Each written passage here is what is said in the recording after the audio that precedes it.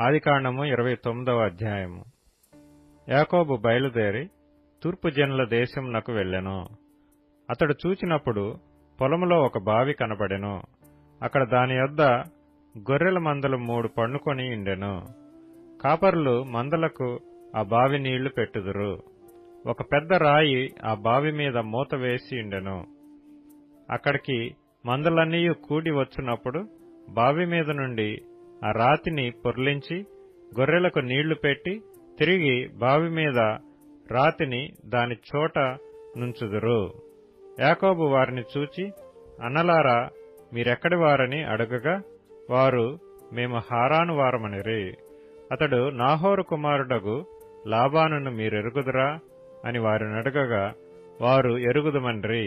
మరియు అతడు క్షేమంగా ఉన్నాడా అని అడుగగా వారు, క్షేమముగానే ఉన్నాడు. ఇదిగో అతని కుమార్తె అయిన రాహేలు గొర్రెల వెంట వచ్చుచున్నదని చెప్పిరి. అతడు, ఇదిగో ఇంకా చాలా ప్రొద్దు ఉన్నది, పశువులను పోగు చేయి వేళ కాలేదు, గొర్రెలకు నీళ్లు పెట్టి పోయి వాటిని మేపుడని చెప్పగా వారు, మందలన్నీ పోగు కాక మునుపు అది మా వలన కాదు. తరువాత బావి మీద నుండి రాయి పొర్లించుదురు, అప్పుడే మేము గొర్రెలకు నీళ్లు పెట్టుదుమన్రి. అతడు వారితో ఇంకా మాట్లాడుచుండగా రాహేలు తన తండ్రి గొర్రెల మందను తోలుకొని వచ్చెను. ఆమె వాటిని మేపునది. యాకోబు తన తల్లి సహోదరుడైన లాబాను కుమార్తెయగు రాహేలును తన తల్లి సహోదరుడగు లాబాను గొర్రెలను చూచినప్పుడు అతడు దగ్గరకు వెళ్లి బావి మీద నుండి రాతిని పొర్లించి తన తల్లి సహోదరుడగు లాబాను గొర్రెలకు నీళ్లు పెట్టెను. యాకోబు రాహేలును ముద్దు పెట్టుకుని ఎలుగెత్తి ఏడ్చెను. మరియు యాకోబు తాను ఆమె తండ్రి బంధువుడనియు రిబ్కా కుమారుడనియు రాహేలుతో చెప్పినప్పుడు ఆమె పరిగెత్తుకుని పోయి తన తండ్రితో చెప్పెను. లాబాను తన సహోదరి కుమారుడైన యాకోబు సమాచారం వినినప్పుడు అతనిని ఎదుర్కొనుటకు పరిగెత్తుకుని వచ్చి అతని కౌగలించి ముద్దు పెట్టుకుని తన ఇంటికి తోడుకొని పోయెను. అతడు ఈ సంగతులన్నీ లాబానుతో చెప్పెను. అప్పుడు లాబాను, నిజముగా నీవు నా ఎముకయు నా మాంసమునై ఉన్నావు అనెను. అతడు నెల దినములు అతని యొద్ద నివసించిన తరువాత లాబాను, నీవు నా బంధువుడు వైనందున ఊరకయే నాకు కొలువు చేసేదవా? నీకేమి జీతము కావలెనో చెప్పుమని యాకోబుని అడిగెను. లాబానుకి 2 కుమార్తెలుండిరి. వారిలో పెద్దదాని పేరు లేయా, చిన్నదాని పేరు రాహేలు. లేయా జబ్బు కండ్లు కలది. రాహేలు రూపవతియు సుందరియు నై ఉండెను. యాకోబు రాహేలును ప్రేమించి, నీ చిన్న కుమార్తె అయిన రాహేలు కోసము నీకు 7 సంవత్సరములు కొలువు చేసేదనెను. అందుకు లాబాను, ఆమెను అన్యునికిచ్చుట కంటే నీకిచ్చుట మేలు, నా యొద్ద ఉండుమని చెప్పగా యాకోబు రాహేలు కోసము 7 సంవత్సరములు కొలువు చేసెను. అయినను అతడు ఆమెను ప్రేమించుట వలన అవి అతనికి కొద్ది దినములుగా తోచెను.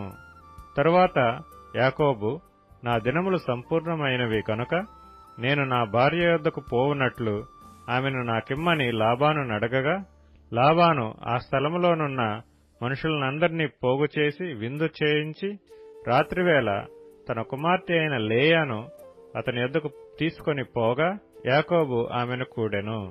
మరియు లాబాను తన దాసి అయిన జిల్పాను తన కుమార్తె అయిన లేయాకు దాసిగా ఇచ్చెను. ఉదయమందు ఆమెను లేయా అని ఎరిగి అతడు లాబానుతో, నీవు నాకు చేసిన పని ఏమిటి? రాహేలు కోసమే గదా నీకు కొలువు చేసితిని, ఎందుకు నన్ను మోసపుచ్చితివనెను. అందుకు లాబాను, పెద్దదానికంటే ముందుగా చిన్నదానినిచ్చుట మా దేశ మర్యాద కాదు. ఈమె యొక్క వారము సంపూర్ణము చేయము. నీవిక 7 సంవత్సరములు నాకు కొలువు చేసిన ఎడల అందుకై ఆమెను కూడా నీకిచ్చదమని చెప్పగా యాకోబు అలాగు చేసి ఆమె వారము సంపూర్తి అయిన తరువాత అతడు తన కుమార్తె అయిన రాహేలును అతనికి భార్యగా ఇచ్చెను. మరియు లాబాను తన దాసియగు బిల్హాను తన కుమార్తె అయిన రాహేలుకు దాసిగా ఇచ్చెను. యాకోబు రాహేలును కూడెను. మరియు అతడు లేయా కంటే రాహేలును బహుగా ప్రేమించి అతనికి మరి 7 ఏండ్లు కొలువు చేసెను. లేయా ద్వేషింపబడుట యెహోవా చూచి ఆమె గర్భము తెరిచెను. రాహేలు గొడ్రాలై ఉండెను. లేయా గర్భవతి అయి కుమారుని కని యెహోవా నా శ్రమను చూచియున్నాడు కనుక నా పెనిమిటి నన్ను ప్రేమించును గదా అనుకొని అతనికి రూబేనను పేరు పెట్టెను.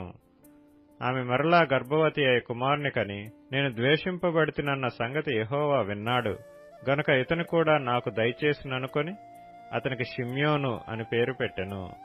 ఆమె మరలా గర్భవతి అయి కుమారుని కని, తుదకు ఈసారి నా పెనిమిటి నాతో హత్తుకొని ఇండును, అతనికి 3 కుమారులను కంటిననుకొనెను.